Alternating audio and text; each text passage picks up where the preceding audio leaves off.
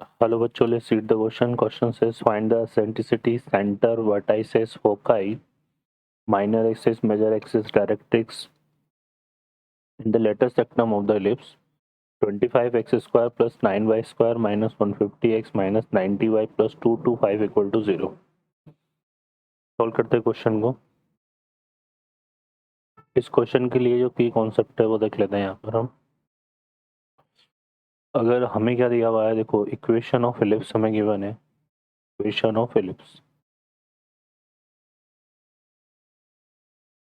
x minus H whole square upon a square plus y minus K whole square upon B square equal to 1. तो इस ellipse और साथ में हम consider करके चल रहे हैं b ग्रेटर देन a. तो यहाँ पर जो सेंटर के कोऑर्डिनेट होंगे इस इलिप्स के लिए वो हमारे पास क्या हो जाएंगे, h कॉमा a. एसेंट्रिसिटी अगर हम फाइंड करेंगे इस इलिप्स के लिए तो ये हो जाएगी डिफाइन हमारी किस तरह से, under root of 1 minus a square upon b square. ठीक है, तो ये रिजल्ट्स हैं और वो हम निकालेंगे यहाँ पे. सॉल्व करते क्वेश्चन. इस क्वेश्चन में यहाँ पे हमें गिवन है 25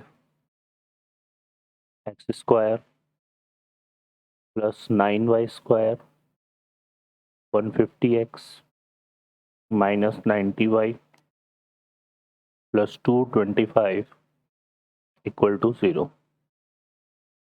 इसको हम पहले सिंप्लीफाई करेंगे. तो इसके लिए यहाँ पर देखिए 25 एक्स स्क्वायर 150x में से हम क्या कॉमन ले रहे हैं, 25 कॉमन ले रहे हैं.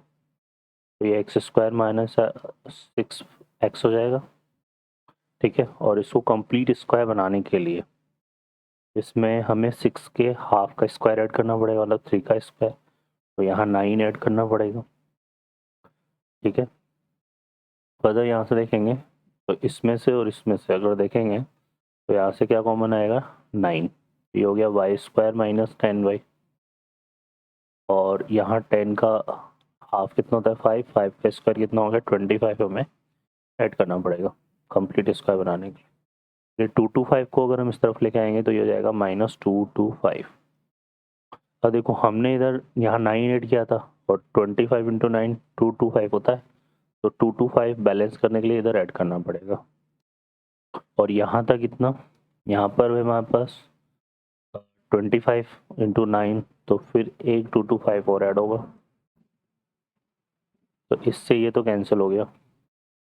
अब ये जो 225 है इससे डिवाइड करेंगे और ये बनेगा x माइनस 3 का होल स्क्वायर. और यहाँ 225 डिवाइडेड बाई 25 कितना हो गया, 9. ये हो गया y माइनस 5 का होल स्क्वायर और ये हो गया 25 इक्वल टू 1. तो यहाँ पर अगर हम देखेंगे 25 9 से ग्रेटर है तो ये वाली कंडीशन लग जाएगी b ग्रेटर देन है. इसका जो सेंटर है, सेंटर वो तो कितना आ गया 3,5. ठीक है, और इसकी जो एसेंट्रिसिटी है वो अगर हम e कंसिडर कर लें तो वो हो जाएगी अंडर रूट ऑफ 1 माइनस 9/25. 25 में से 9 गया तो 16 बचेगा, तो ये आएगा कितना, 4/5. तो ये एसेंट्रिसिटी आ रही है. और हमें क्या फाइंड करना है, हमें चाहिए इसमें लेंथ ऑफ माइनर एक्सिस है ना. तो यहाँ पर अगर हम देखेंगे तो लेंथ ऑफ माइनर एक्सिस ये हो जाएगा, यहाँ पर 9 है ना. तो 2 इंटू 9 आ जाएगा 18. और लेंथ ऑफ मेजर एक्सिस की अगर हम बात करें तो ये आ रहा है 25 इंटू 2. तो ये कितना हो गया, 50. ठीक है ना, 2a और 2b इस तरह से डिफाइन होता है. मेजर एक्सिस है ना, यहाँ b ग्रेटर देन a था तो जो 2b है वो मेजर एक्सिस का काम करेगा और 2a माइनर एक्सिस का. फर्दर हम बात करते हैं. अब हमें इसमें और क्या चाहिए, हमें चाहिए इसकी डायरेक्ट्रिक्स की लेंथ है ना. ठीक है, डायरेक्ट्रिक्स, एक सेकेंड, इक्वेशन ऑफ डायरेक्ट्रिक्स चाहिए हमें. ठीक है, और वर्टाइसिस के कोऑर्डिनेट चाहिए, फोकाई के चाहिए। तो हम वर्टाइसिस की बात कर लेते हैं पहले। तो इसके जो वर्टाइसिस हैं वो देखो कैसे डिफाइन होंगे। अब इसके वर्टाइसिस के लिए जो स्टैंडर्ड होता है तो ए कोमा 0 हम लेते हैं, लेकिन यहाँ पर x की जगह x-3 आ रहा है, तो यहाँ पे x-3 इक्वल टू 0, क्योंकि यहाँ पर देखो b ग्रेटर देन a है तो x-3 इक्वल टू 0 जाएगा, एंड y-5 इक्वल टू हो जाएगा b, तो यह आएगा +-b। तो b और b तो हमारा कितना है, b यहाँ पर है कितना 5, और e हमने निकाला वो आया था कितना 4/5, तो ये आ जाएगा y-5 इक्वल टू +-4।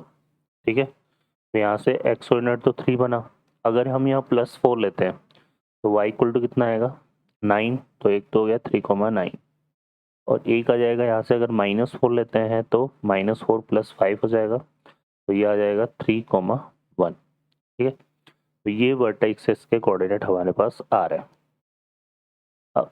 सॉरी, ये वर्टाइसेस नहीं, वो ये ए ही लिया ना हमने, तो ये फोकाई है सर यहाँ पे। ठीक है, इसके कोऑर्डिनेट निकाले हमने फोकाई के, क्योंकि यहाँ पे ± ए ही लिया है। वर्टाइसेस में हम क्या लेंगे 0,a की फॉर्म में है ना, तो वर्टाइसेस की बात कर लेते हैं। तो ये हो जाएगा हमारे पास x-3 इक्वल टू 0 और y-5 इक्वल टू b आ जाएगा, जो कि हमारा कितना है यहाँ पे 5 है, तो ये आ जाएगा +-5। ठीक है, तो वर्टाइसेस हमारे बनेंगे 3, अगर पॉजिटिव 5 लेते हैं तो 10, और एक आ जाएगा 3, -5 लेंगे तो 0। तो ये वर्टेक्स के कोऑर्डिनेट आ रहे हैं। फर्दर अगर हम देखेंगे यहाँ से तो वर्टाइसेस हो गया, फोकाई हो गया, माइनर एक्सिस मेजर एक्सिस की लेंथ निकाल ली हमने। डायरेक्ट्रिक्स की इक्वेशन निकाल लें, तो डायरेक्ट्रिक्स इक्वेशन इसके लिए जो आएगा ये हो जाएगा y इक्वल टू